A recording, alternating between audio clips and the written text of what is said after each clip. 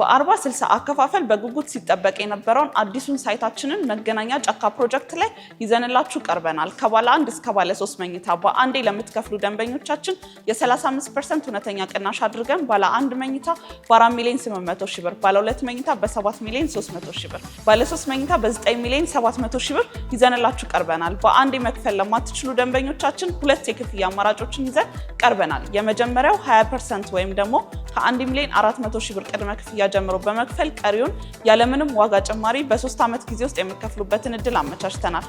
ሁለተኛው 40%ን አሁን ላይ ከፍላችሁ 60%ን ቤቱን ስትረከቡ የምትከፍሉበትን እድል አመቻችተናል። ልብ ይበሉ፣ ይህ ሳይታችን ማስረከቢያ ጊዜው 3 ዓመት ሲሆን ውጭ ሀገር ለምትገኙ ደንበኞቻችን እዛ ባላችሁበት ውላችሁን ለመላክ ዝግጅታችንን ጨርሰናል። ለበለጠ መረጃ በ0974 60 7676 ላይ ይደውሉ።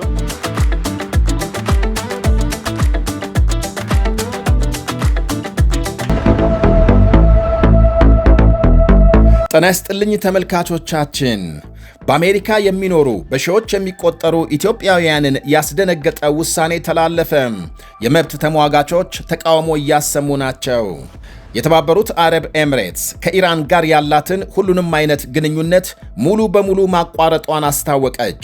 በቢሊዮኖች ዶላር የደረሰው የሁለቱ ሀገሮች የንግድ ልውውጥ ከዛሬ ጀምሮ ቆሟል። የመካከለኛው ምስራቅ የኢኮኖሚና ወታደራዊ ቀውስ ተባብሶ ቀጥሏል። በዝርዝር እንቃኛለን።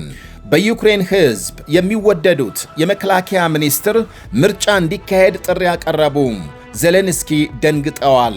ሌሎችም አሉን። አብራችሁን እንድትቆዩ ጋብዛለሁ። በላይ በቀለ ነኝ።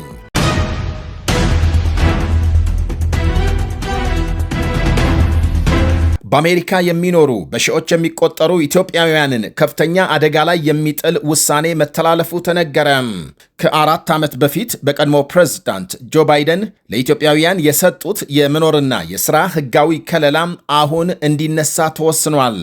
የአሜሪካ ፌዴራል ፍርድ ቤት ከ5000 በላይ ኢትዮጵያውያንን የተሰጣቸውን ይህንኑ ከለላ የትራምፕ አስተዳደር እንዲያቆም ፈቅዷል።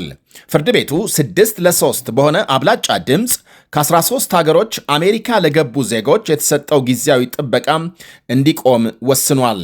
በዚህ ሕጋዊ ከለላ ስር የተካተቱ ከ5000 በላይ ኢትዮጵያውያንም ከፍተኛ ድንጋጤ ላይ መውደቃቸው ይነገራል። የመብት ተሟጋቾች ውሳኔው የኢትዮጵያውያኑን ሕይወት ከፍተኛ አደጋ ላይ ይጥላል እያሉ ናቸው። ጊዜያዊ ጥበቃም በተፈጥሮ አደጋ፣ በጦርነት ወይም በሌሎች ከባድ ሁኔታዎች ለተጎዱ ሀገራት ዜጎች የሚሰጥ ከለላ ነው። የተባበሩት አረብ ኤምሬትስ ከኢራን ጋር የምታደርገውን ማንኛውንም አይነት የንግድ ልውውጥና የፋይናንስ ግብይት ሙሉ በሙሉ ማቋረጧን በይፋ አስታወቀች። የሀገሪቱ ውጭ ጉዳይ ሚኒስቴር ባወጣው መግለጫ እንዳመለከተው ይሄ እገዳም ከዛሬ ጀምሮ ተግባራዊ የሚሆን ሲሆን እስከ ሁለተኛ ማስታወቂያ ድረስ ጸንቶ ይቆያል። ሚኒስቴሩ ለዚህ አስቸኳይ ውሳኔ መነሻ አድርጎ የጠቀሰው በቀጠናው እያገረሸ የመጣውን ወታደራዊና ዲፕሎማሲያዊ ውጥረት ነው።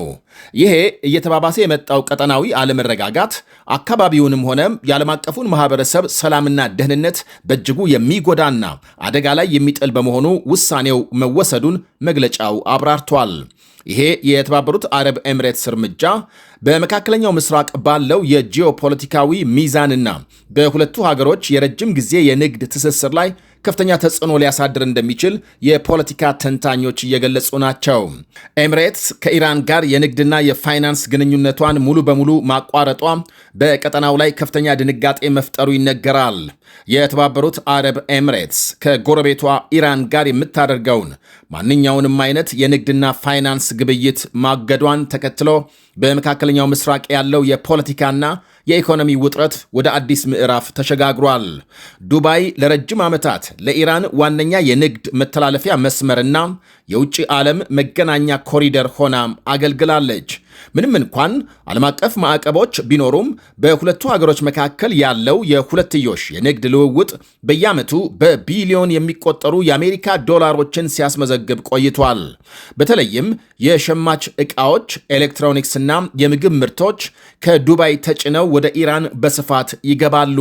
በሺዎች የሚቆጠሩ የኢራን ነጋዴዎችና ኩባንያዎች በዱባይና በተለያዩ የኤሚሬትስ ግዛቶች በይፋ ተመዝግበው የሚንቀሳቀሱ በመሆናቸው ውሳኔው የእነዚህን ተቋማት ሕልውና አደጋ ላይ ይጥለዋል ነው የሚባለው። ኢራን አስቀድሞ በምዕራባውያን ማዕቀብ የዛለውን ኢኮኖሚዋን ለመደገፍ ዱባይን እንደ ትንፋሽ ማውጫ ትጠቀምባታለች። አሁን ግን የፋይናንስ ግብይቶች ሙሉ በሙሉ መታገዳቸው የሀገሪቱን የውጭ ምንዛሪ ማግኘትና የገቢ ምርቶች ፍሰት በእጅጉ ያደናቅፈዋል። የዓለም አቀፍ የነዳጅ ገበያና የመርከብ ትራንስፖርት ተንታኞች ውሳኔው በሆርሙዝ ሰርጥ ደህንነት ላይ ሊያስከትል የሚችለውን ተጽዕኖ በቅርበት እየተከታተሉ ናቸው። ኤሚሬትስ ይህንን ጠንካራ ውሳኔ ያስተላለፈችው የሀገሪቱ መከላከያ ሚኒስቴር ከኢራን የተተኮሱ 2 ባለስቲክ ሚሳይሎች መክሸፋቸውን ይፋ ካደረገ ከጥቂት ሰዓታት በኋላ ነው። ሚሳኤሎቹ በባህር ላይ ያለውን ዓለም አቀፍ የመርከብ ትራንስፖርት ኢላማ ያደረጉ ናቸው። አንደኛው ሚሳኤል ከኤሚሬትስ የግዛት ክልል ውጪ ባህር ውስጥ የወደቀ ሲሆን፣ ሁለተኛው ደግሞ በሀገሪቱ የባህር ክልል ውስጥ ወድቋል። ጥቃቱ በዱባይና በተለያዩ የኤሚሬትስ ነዋሪዎች ስልክ ላይ አስቸኳይ የደህንነት ማስጠንቀቂያ እንዲላክ አድርጓል።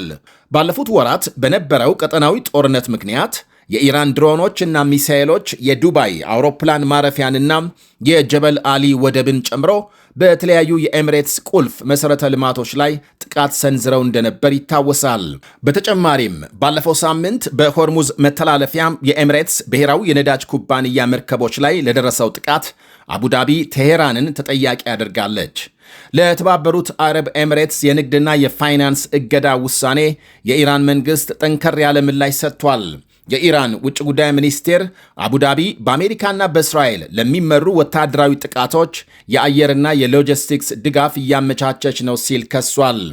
ኤሚሬትስ አሁን ባለው ቀጠናዊ ግጭት ውስጥ ገለልተኛ አይደለችም ካለ በኋላም ሀገሪቱን እንደ ወራሪ እንደሚመለከት ገልጿል። ኢራን በአረብ ኤሚሬትስ ምድር ላይ የሚገኙ ማናቸውንም የአሜሪካ ወታደራዊና የደህንነት ተቋማት እንደ ቀጥተኛ የጥቃት ኢላማ እንደምትመለከታቸው አስጠንቅቋል። የንግድ እገዳውን ተከትሎ የኤሚሬትስ መንግስት በዱባይ የሚንቀሳቀሱና ከኢራን መንግስት ጋር ቀጥተኛ ትስስር ያላቸውን ተቋማት እንዲዘጉ አዟል።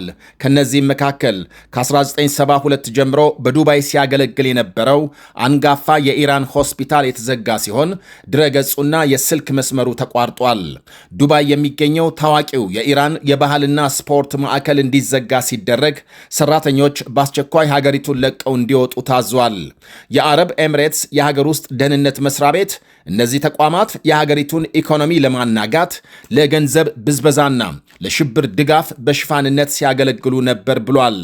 የተባበሩት አረብ ኤሚሬትስ ከኢራን ጋር ያላትን ይህንኑ ግንኙነት ሙሉ በሙሉ ማቋረጧን ተከትሎ ዋሽንግተን ውሳኔውን እንደምትደግፍ ገልጻለች።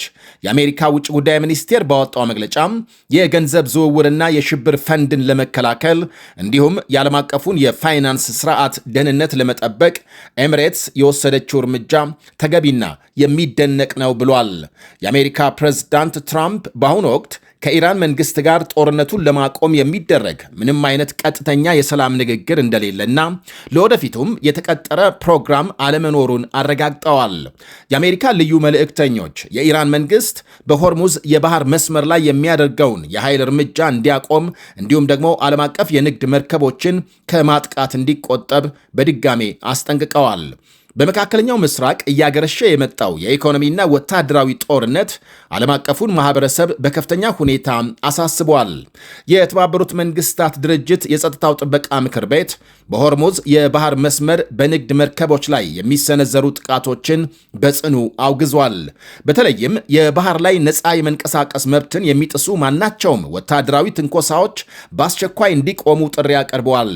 በተለይ በኤሚሬትስ ብሔራዊ የነዳጅ ኩባንያ መርከቦች ላይ የተፈጸመው ጥቃት ዓለም አቀፉን የነዳጅና የኃይል አቅርቦት ገበያ አደጋ ላይ የሚጥል የባህር ላይ ውንብድና ነው ሲሉ የአውሮፓ ህብረትና ተባባሪ ሀገራት አውግዘዋል።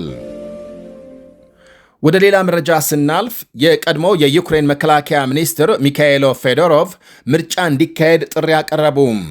ሩሲያ ከ4 ዓመት በፊት ዩክሬንን ሙሉ በሙሉ ከወረረች ወዲህ በሀገሪቱ ፕሬዝዳንታዊ ምርጫ ተካሂዶ አያውቅም። ይህም ዜሌንስኪ ፕሬዝዳንትነታቸው ላይ ትልቅ ፈተና እንደሆነ በሰፊው ይታሰባል። የ35 ዓመቱ ፌዶሮቭ በዩቱብ ላይ ባጋሩት መልእክት ዲሞክራሲ በሩሲያ ታግቶ ሊያዝ አይችልም ሲሉ ገልጸዋል።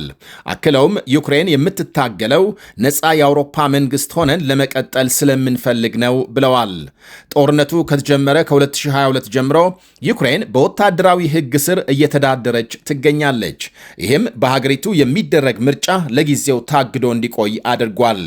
በመከላከያ ሚኒስትርነት በተሾሙ በስድስተኛ ወራቸው ከስልጣን የተወገዱት ፌዶሮቭ ባስተላለፉት የቪዲዮ መልእክት ላይ የዜሌንስኪን ስም አልጠቀሱም።